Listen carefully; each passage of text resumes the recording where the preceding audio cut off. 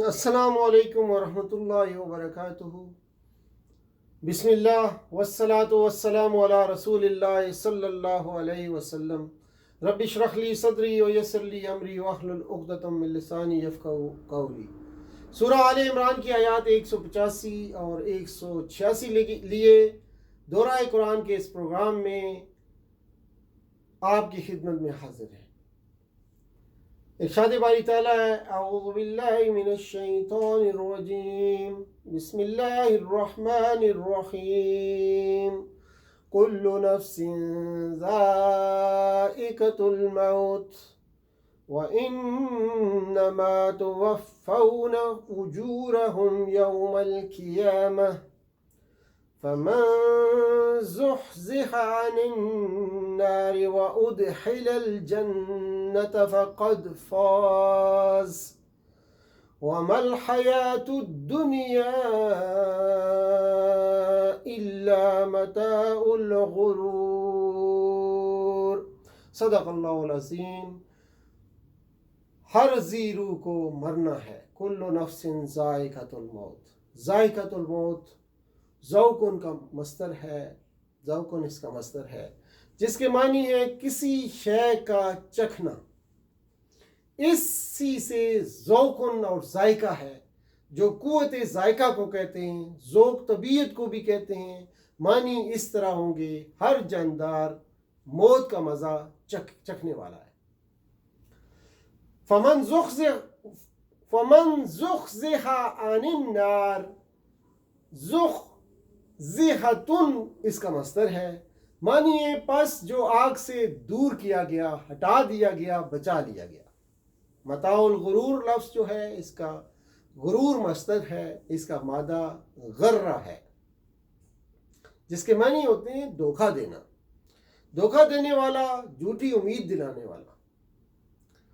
اس آیت کریمہ میں یہ بتلایا گیا ہے کہ ہر انسان نے مرنا ہے اور انبیاء کی مخالفت کا بدلہ قیامت کے دن ضرور بل ضرور تمہیں دیا جائے گا۔ مطلب یہ ہے کہ ہر جان کے لیے بالآخر موت کا مزہ چکھنا ہے، اور جو کچھ تمہارے اعمال کا بدلہ ملنا ہے وہ قیامت کے دن پورا پورا ملے گا۔ اس دن جو آتش دوزخ سے بچ گیا اور جنت میں داخل ہو گیا تو بس وہی کامیاب ہے، اور دنیا کی زندگی تو بس خواہشوں اور آرزوؤں کا ایک پرفریب کارخانہ ہے۔ یعنی اس دنیا کی زندگی میں جو نتائج رونما ہوتے ہیں، انہی کو اگر کوئی شخص اصلی اور آخری نتائج سمجھ بیٹھے اور انہی پر حق اور باطل اور فلاح و خسران کے فیصلے کا مدار رکھے تو در حقیقت وہ سخت دھوکے میں ہے کہ اکثر اوقات اس ابتدائی مرحلہ کے نتائج ان اخروی نتائج کے بالکل برعکس ہوتے ہیں، جو حیات ابدی کے مرحلہ میں پیش آنے والے ہیں، اور اصل اعتبار انہی نتائج کا ہے۔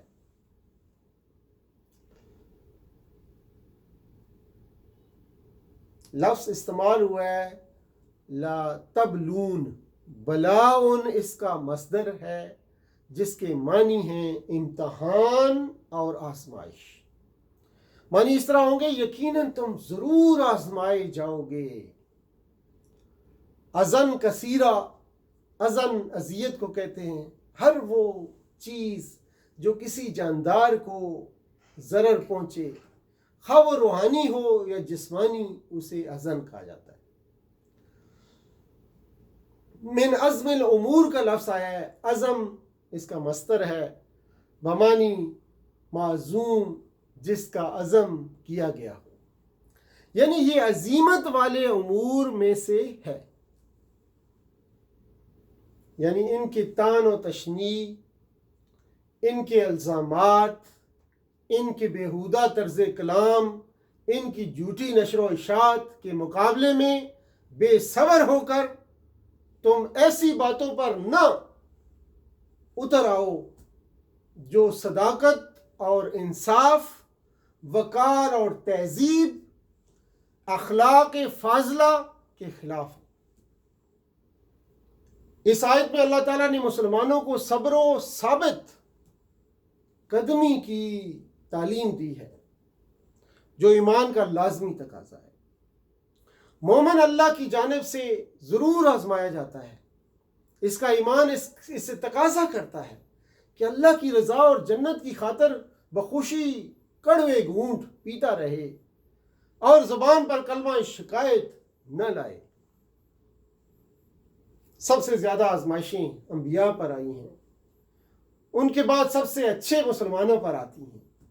دین میں جتنا سخت ہوتا ہے، جو بھی دین میں جتنا سخت ہوتا ہے اس کی آزمائش بھی اتنی ہی سخت ہوتی ہے، اور جو دین میں جتنا ڈھیلا ہوتا ہے اس کی آزمائش اسی حساب سے ہوتی ہے۔ چنانچہ فرمایا اعوذ باللہ من الشیطان الرجیم کل نفس ذائقۃ الموت وانما توفون اجورکم یوم القیامہ فمن زحزح عن النار وادخل الجنة فقد فاز وما الحياة الدنيا إلا متاع الغرور۔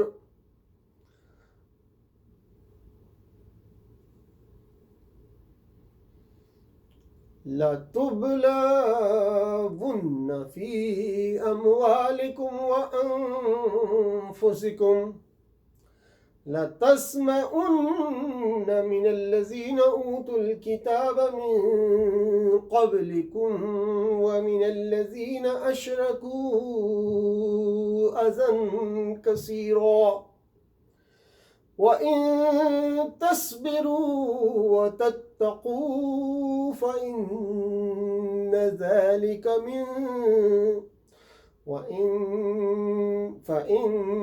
ذَلِكَ مِنْ عَزْمِ الْأُمُورِ۔